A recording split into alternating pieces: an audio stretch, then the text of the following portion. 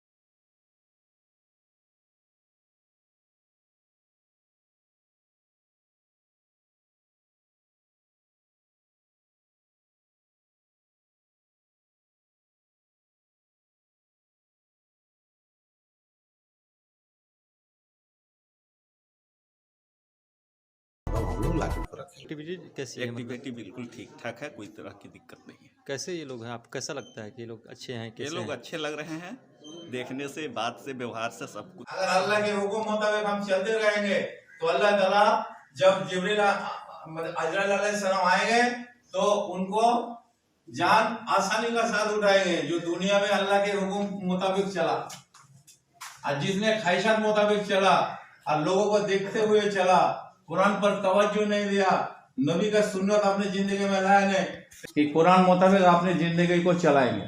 इसमें सारी दुनिया के इंसान की कामयाबी है। लेकिन आज लोग समझते नहीं है, वो समझते कुरान पढ़ना ही काफी है।